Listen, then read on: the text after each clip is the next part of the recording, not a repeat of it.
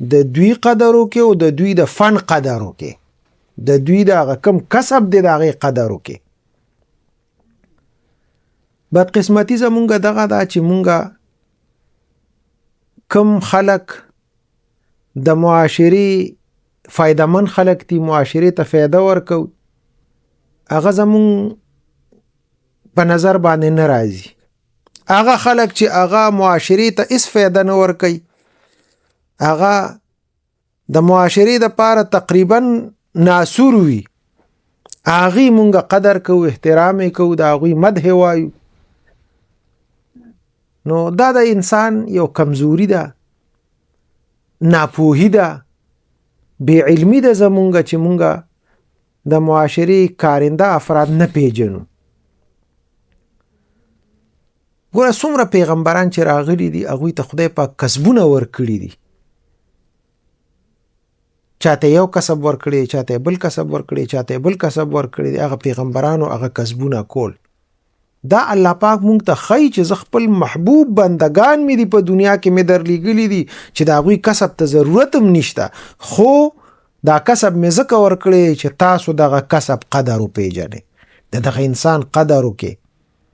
نو زمونږ بدقسمتي دا ده چې مونږ د دغه قدر نه کوو، هغه مونږ ته سپک ښکاري، هغه مونږ ته کمزوري ښکاري.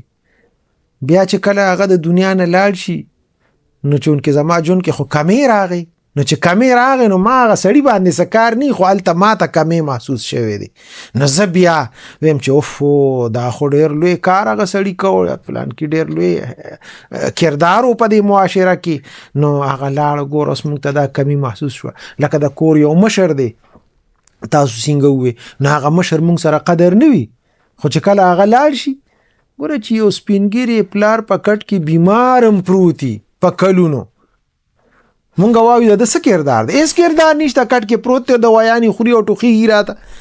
خو چې کله وفات شي کنه بیا مونږ ته پته وي چې هو دا خو ډېر لوی کمی راغی زما په کور کې، د هغه هم په کور کې یو کردار دی.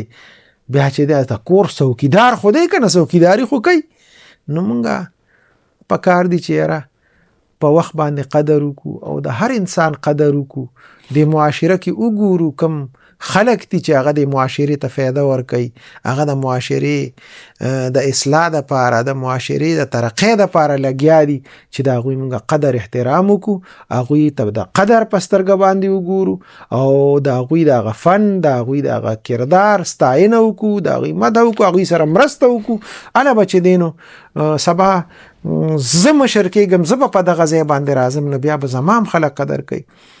نو مونږ چې کله کمی محسوس کو، نو بیا مونږ ته دغه احساس کیږي.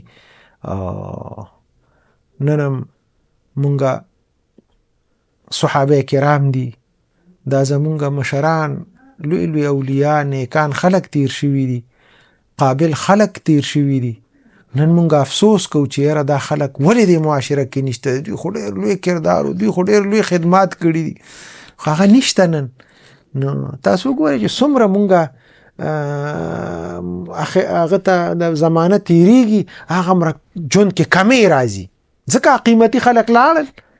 او مونږه ما یو ځل یو بیان نه چا اورېده، نو هغه مې دا خبره کوله چې مونږه یو سړی شهید شي، نو د هغه شهید مونږه لګیا یو د شهادت فضایل بیانو چې یاره دا شهادت دومره فضیلت دی او دومره نه. مونږ له پکار دی چې مونږه دغه ولی شهید شو، دا سړی دا ولی مړ شو، په دې باندې سوچ او فکر وکړو چې زما سبا بل یو مشر داسې شهید نشي. مونږ به صرف فضایل بیانو؟ نه، مونږ له پکار دی چې مونږه د هغې هغه وجې وګورو چې یاره دا ولې شهید شوی دی، اخر ولې مړ شو، دا زما د ژوند قیمتي سرمایه و، دا ولې ختمه شوه، زما د معاشرې کارآمد افراد دا ولې ختم شو. په هغې باندې سوچ او فکر وکړو، صرف فضایل نه بیانو چې یاره فضایل بیان کړو. د هغه نه وروستو خاندان پاتې دی، کونډه پاتې ده، ماشومان یتیمان پاتې دي، د هغوی غم وکړو. نو مونږ دغسې په وخت باندې مونږ له سوچ پکار دی، د مشرانو قدر وکړو. زمونږ په دې معاشره کې الحمدلله اوس ډېر قابل خلک شته، زمونږ د معاشرې ته فایده راکوي. هر سړي ته هغه مقام ورکړو، نو چې مونږ هغه ته خپل مقام ورکړو، نو بس بیا به زمونږ معاشره ترقی کوي. او چې نه مونږ هغه ته خپل مقام نه ورکو.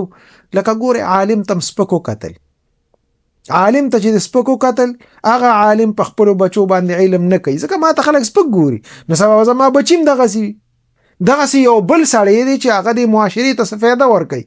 اوس چې هغه ته سپک ګوري، دا هغه کسب ته سپک ګوري، نو هغه به سبا بچو ته دغه کسب نه خي، نو هغه کسب به ختم شي. نو بیا به ارمان کو چې هو دا اوس دا کمې دا زه خالی پاتې شو، خالی ځکه پاتې شو چې ما هغې ته سپک کتلی دي. نو د معاشرې افرادو ته کم کارآمد افراد دي، قابل خلک دي، د هغوی قدر وکړو، د هغوی احترام وکړو. هغه چې د معاشرې په هر ځای کې دي، دا نه چې یوازې عالم دی او یا یو سکول استاز دی او یا یو نه، هغه چې د معاشره کې هر ځای هر ګوټ کې ناست دی، خو چې هغه د معاشرې ته فایده رسوي دي، الله بندگانو ته فایده رسي، د هغه قدر احترام په خپل ځای باندې پکار. ډیره زیاته مننه حضرت. بالکل تاسو ډیره